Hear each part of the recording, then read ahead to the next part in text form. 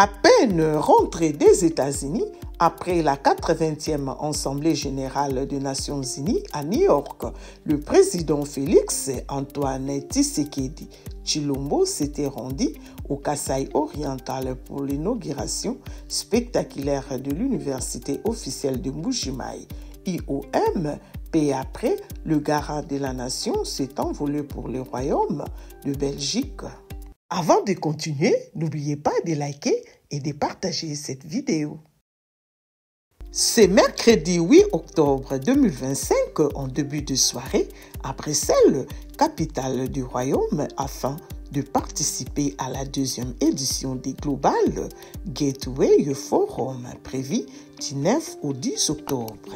Organisé par l'Union européenne, ces forums visent à renforcer la coopération mondiale autour des infrastructures, du développement durable et de la connectivité, tout en consolidant les partenariats internationaux dans le domaine de l'énergie et du transport. Voici le discours du président Félix Tshisekedi prononcé à Bruxelles. Suivez. Entre l'Afrique et l'Europe.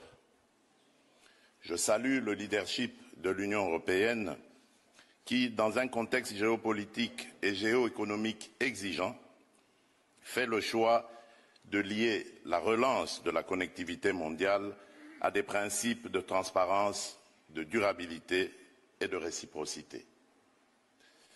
La République démocratique du Congo vient à Bruxelles avec une conviction simple. Nous offrons des solutions.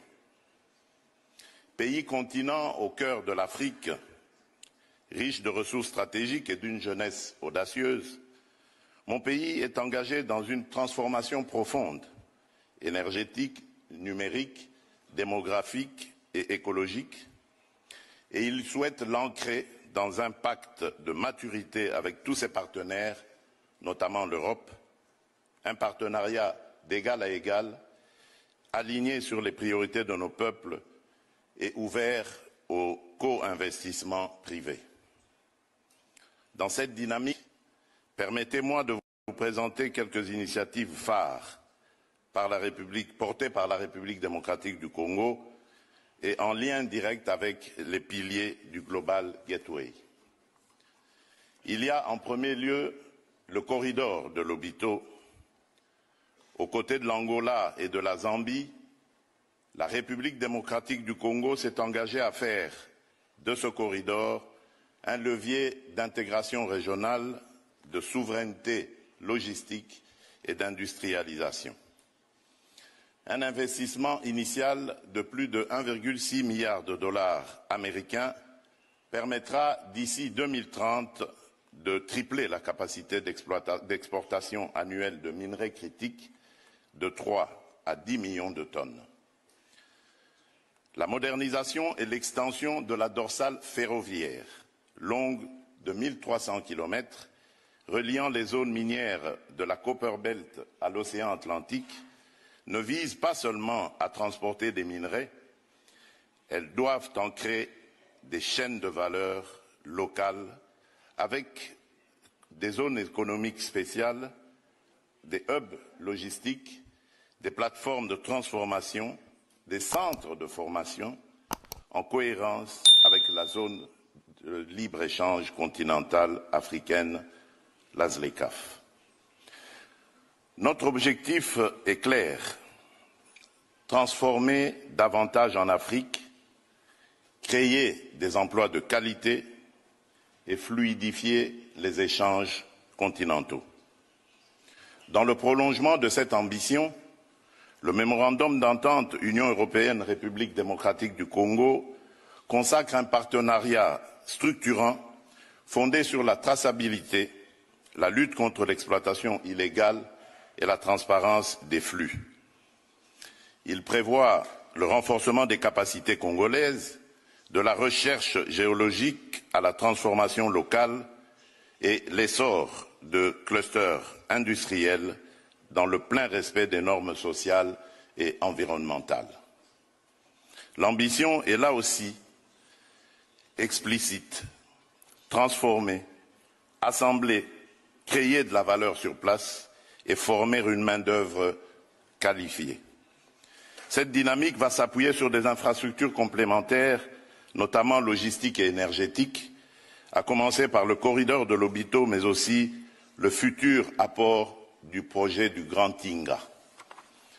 En effet, fort d'un potentiel hydroélectrique unique, le Grand Tinga peut devenir le socle d'une industrialisation décarbonée en Afrique centrale, tout en soutenant l'émergence d'usages d'avenir, hydrogène vert, corridors électriques régionaux, offres compétitives pour l'industrie et les services numériques. Nous proposons d'inscrire le projet Grand Tinga dans le pipeline du Global Gateway avec des mécanismes de financement innovants, des garanties, des contrats d'achat d'électricité de long terme et une gouvernance exemplaire sur les plans environnemental et social. Je le dis avec la plus grande conviction. Aucun agenda mondial de transition énergétique n'est crédible sans l'Afrique centrale. Il est donc temps de transformer ce constat en action. Enfin, à l'échelle des territoires, le couloir vert Kinshasa-Kivu s'inscrit dans la même logique d'impact local et d'interconnexion stratégique. Projet intégré combinant infrastructures routières, connectivité numérique, électrification décentralisée et valorisation des chaînes agricoles, il reliera des milliers de kilomètres d'axes à des plateformes logistiques et à des mini-réseaux pour désenclaver, numériser et bancariser des centaines de localités aujourd'hui isolées.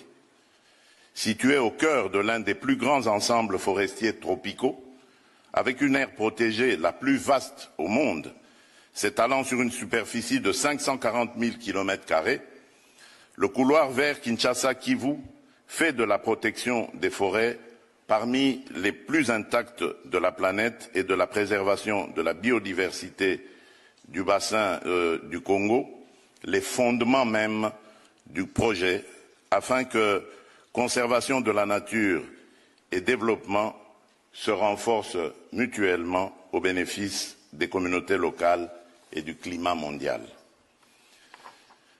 Déjà soutenu par l'Union européenne à travers l'initiative Global Gateway, le couloir vert constitue un projet de cohésion territoriale majeur. Il vise à recoudre le tissu économique et social, ouvrir de nouveaux marchés aux producteurs, revitaliser l'économie locale et renforcer la résilience des communautés. Ce projet emblématique améliorera directement la vie de plus de 31 millions de personnes, protégera près de 108 000 km² de forêts vierges et créera plus de 500 000 emplois, dont au moins 20 000 spécifiquement destinés aux jeunes hommes et femmes démobilisés des groupes armés, contribuant ainsi à une paix durable dans nos provinces orientales longtemps éprouvées par l'instabilité. Une initiative historique qui illustre ce que l'Afrique et l'Europe réalisent lorsqu'elles s'écoutent, co-construisent et investissent dans les projets à fort impact humain et à haute valeur ajoutée locale. Dans un autre registre, l'essor mondial des centres de données d'intelligence artificielle impose une équation nouvelle. Une énergie abondante et verte pour soutenir une économie numérique sobre en carbone. La République démocratique du Congo entend se positionner comme un partenaire stratégique pour relever ce double défi énergétique et numérique. C'est dans cet esprit que nous envisageons, à proximité du complexe de Grand Tinga, la création d'une zone économique spéciale dédiée à l'industrie de la donnée, réunissant 3 atouts essentiels: une énergie propre, une connectivité transcontinentale par fibre optique et un cadre incitatif favorable à l'implantation de centres de données à portée mondiale. À travers ces projets structurants, notre ambition est limpide, faire de l'Afrique centrale un levier stratégique de la révolution numérique mondiale, non plus seulement en tant que pourvoyeur de ressources, mais comme une terre de transformation, d'innovation et de souveraineté technologique partagée. Excellences, Mesdames et Messieurs, aucun développement durable ne peut s'enraciner sans stabilité. Dans l'Est de la République démocratique du Congo, notre peuple subit une agression flagrante menée par des groupes rebelles lourdement soutenus par un État voisin en violation du droit international, de notre souveraineté et de notre intégrité territoriale. Et là, permettez-moi de m'arrêter sur cette question parce que mon discours avait prévu un plaidoyer et un appel à des sanctions contre ce pays. Vous avez deviné de qui il s'agit. Mais étant donné que j'ai vu le président du Rwanda, parce que c'est de lui qu'il s'agit, je prends à témoin l'assistance ici présente et le monde entier qui nous suit à travers les réseaux pour lancer un appel à la paix, lui tendre la main et demander à ce qu'on arrête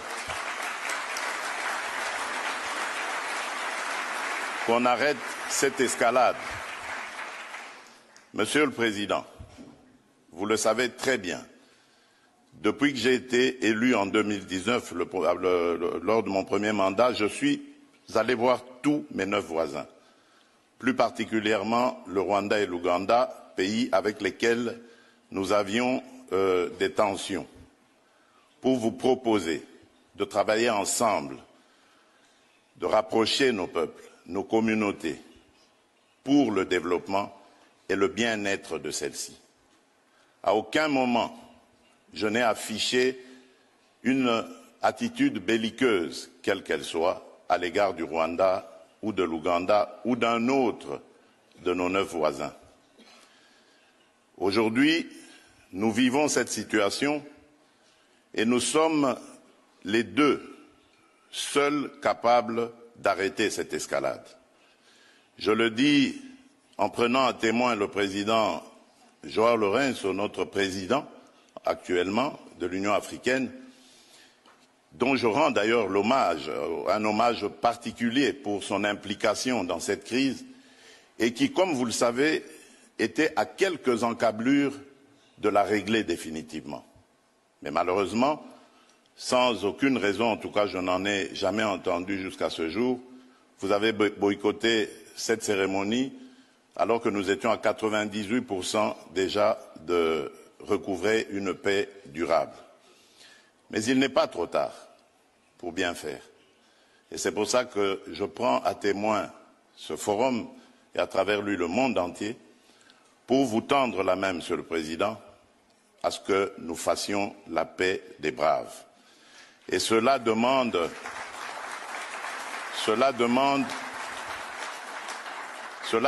que vous donniez l'ordre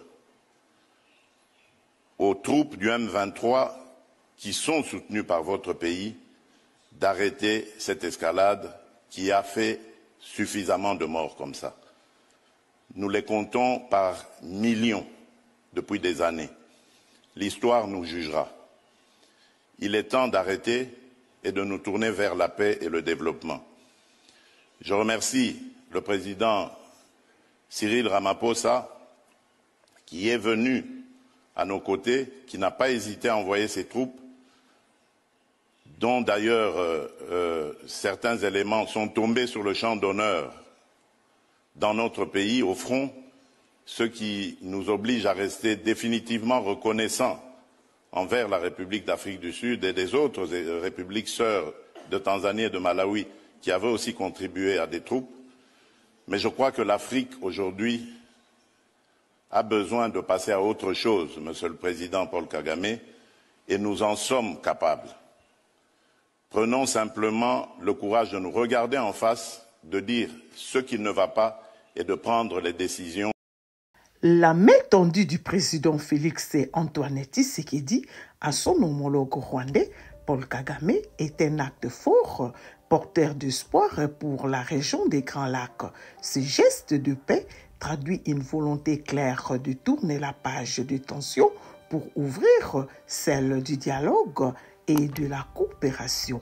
En choisissant la voie diplomatique, le chef de l'État congolais réaffirme son attachement aux valeurs de paix, de stabilité et de bon voisinage, de principes essentiels pour bâtir un avenir plus sûr et plus prospère pour les deux peuples.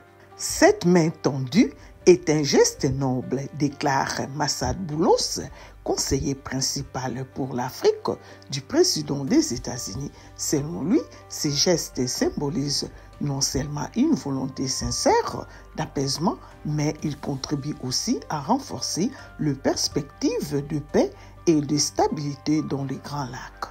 Le leadership, c'est aussi savoir tendre la main sans jamais plier les genoux. Avancer avec fermeté, tout en gardant la sagesse du cœur. Le président Tshisekedi montre qu'on peut défendre la souveraineté nationale tout en œuvrant pour la réconciliation régionale. Un signal fort, digne d'un véritable homme d'État, le Congo vient de donner une véritable leçon de paix et de maturité dans la résolution des conflits. L'Afrique et le monde entier ont été témoins de cet exemple qui peut désormais servir de modèle pour la coexistence pacifique et la réconciliation entre les nations.